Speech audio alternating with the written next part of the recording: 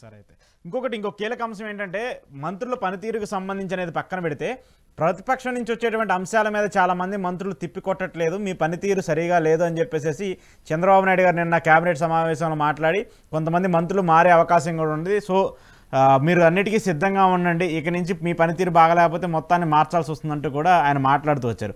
వాళ్ళ శాఖలకు సంబంధించి పనితీరు మీదో లేదంటే శాఖలకు సంబంధించిన అంశాల మీదో పనితీరు బాగపోతే సరే మార్చొచ్చు, ఇంకొకరిని తీసుకోవచ్చు, కానీ ప్రతిపక్షానికి మనం ధీటుగా ఎదుర్కోవట్లేకపోతున్నారు, ఆ మంత్రులు సరిగా పనిచేయలేకపోవడం అనేది అది ఎంతవరకు కరెక్ట్గా చూడాలి? చంద్రబాబు గారు చెప్పింది పాక్షిక సత్యం. పాక్షిక సత్యం ఉంది. మంత్రుల యొక్క క్రియాశీలత కూడా పెరగాలి. ఇప్పుడు ఉదాహరణ చిత్తూరు జిల్లా రైతుల సమస్య ఉంది. ఏంటి రైతుల సమస్య? యూరోపియన్ కంట్రీలకి మన ఎగుమతి అవుతుంది. ఏది? ఈ మామిడి. యూరోపియన్ కంట్రీలతో చాలా దేశాలు వాణిజ్య ఒప్పందం చేసుకున్నాయి. వాణిజ్య ఒప్పందం ఉంటే పన్నులు తక్కువ ఉంటాయి, వాళ్ళకి దిగుమతి పన్నులు. భారతదేశం ఆ ఒప్పందం చేసుకోలేదు. దానివల్ల ఏమవుతుంది? మనకి దిగుమతి పన్నులు వేస్తారు. అందువల్ల ఏమవుతుంది? 10 కిలోలు ఒక కిలో మన 40 రూపాయలు అయితే వాడు 35 రూపాయలు ఉంటుంది. మన పన్నులు కట్టాలిగా. అప్పుడు ఏమవుతుంది? 35 రూపాయలు కొంటారు, 40 రూపాయలు మంది కొనరు. రెండు, ఈ పల్ప్ లో వాడే ఈ జ్యూస్ ఉంటుంది కదా, మ్యాంగో జ్యూస్ కంపెనీలు, వీళ్ళు పల్ప్ మామిడి పల్పుని మొత్తం జ్యూస్ లో 16% వాడతారట మామూలుగా. ఇప్పుడు 8% తగ్గించారు. మామిడి తగ్గిపోయి ఇతరులు ఎక్కువైపోయింది. ఇప్పుడు డిమాండ్ పడిపోతుంది.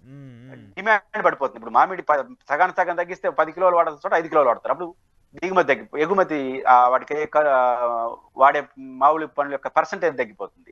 ఫలితంగా ఇక్కడ కొనుగోలు పడిపోతుంది. ఇప్పుడు రెండో మామిడి రాయలసీమ జిల్లాలో వర్షపాతం తప్ప నీళ్ళు లేవు కాబట్టి ఇట్లాంటి వాణిజ్య పంటలు వేసుకుంటారు, అదా పెరిగింది. ఈ మల్టిపుల్ కారణాలు ఉన్నాయి. రెండోది చిత్తూరు జిల్లాలో 40,000 టన్నులు మామిడి పల్పు లాస్ట్ ఇయర్దే ఉందంట. ఇంకా ప్రీవియస్ ఇయర్దే. అంటే ప్రీవియస్ ఇయర్ ఉందంటే ఇంక 40,000 టన్నులు ఎప్పుడు అమ్మాలి? కొత్తది ఇప్పుడు కొనాలి. వాడు మ్యానుఫ్యాక్చరింగ్ ఫ్యాక్టరీలు వాడి తలమించిన భారం అవుతోంది. ఇది మల్టిపుల్ సమస్యలు.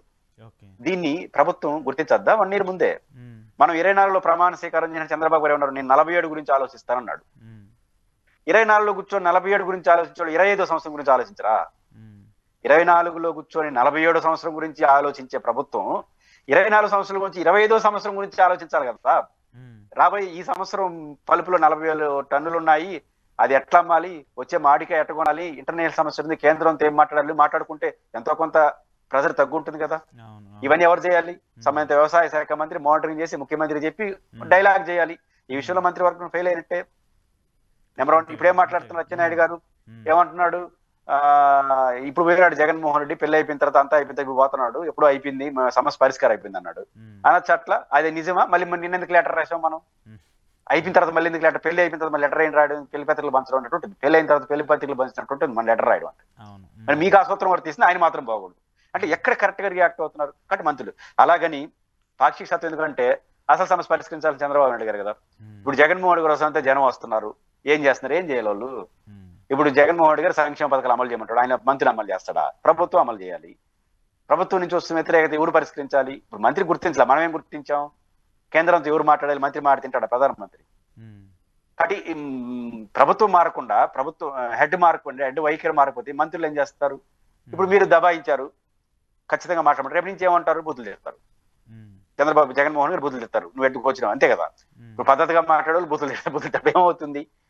ఇంకా క్రైసిస్ పడతారు. కాబట్టి ప్రభుత్వ హెడ్ గా మీ రెస్పాన్సిబిలిటీ ఉండాలి, మంత్రులు ఉండాలి.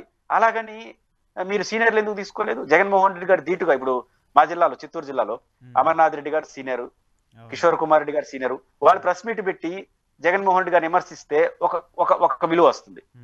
ఆయన లెవెల్ కాకపోయినా ఒక 4-5 సార్లు ఎమ్మెల్యేలు, పెద్ద కుటుంబం, ఒక పర్సనాలిటీస్ వస్తారు. మీరు ఇవ్వలేదు వాళ్ళకి మంత్రి పదవి, ఇవ్వలేదు. మీరు కొత్తగా వచ్చే వాళ్ళకి మంచి పదవి ఇచ్చేసినారు, వాళ్ళకి ఆగట్లా, ఆ లెవెల్కి ఆగట్లేదు. సోమిరెడ్డి చంద్రమోహన్ రెడ్డి, దేవినేని ఉమామహేశ్వరరావు, బొచ్చయ్య చౌదరి ఇట్లాంటి సీనియర్లు లేకుండా కొత్త వాళ్ళకి ఇచ్చినప్పుడు వాళ్ళకి మాజీ ముఖ్యమంత్రికి యాడ్ అంటుంది వాళ్ళ విమర్శలు. కాబట్టి మీరు మంత్రివర్గంలో ఛాయిస్ లో మీరు ఇష్టం వచ్చినట్టు ఎంచుకుంటారు, పరిపాలన మీ ప్రాధాన్యతలు ఉంటాయి. పోయి జగన్ ఎడ్డుకున్నట్టు ఏం అడ్డుకునేది వాళ్ళు? ఇంకా మీరు ప్రెజర్ చేసినారంటే రేపు నుంచి బూతులు చెప్తారు. అది ఇంకా ప్రభుత్వానికి నష్టం తప్ప లాభం ఉండదు. కాబట్టి ప్రభుత్వం ఊరికే మంత్రుల మీద, కానీ దీని పరిస్థితి చూస్తే మాత్రం భవిష్యత్తులో కొంతమంది మంత్రులు మార్చే పరిస్థితి మనకు కనిపిస్తా ఉంది. అయితే ఈ ఇష్యూ మాత్రం చాలా పెద్ద ఎత్తున కాంట్రవర్సీ అవుతుంది. ఒక 5-6 వరకు మార్చే ప్రయత్నం కూడా జరుగుతున్నట్టు కూడా మాట్లాడుతున్నారు. సరే.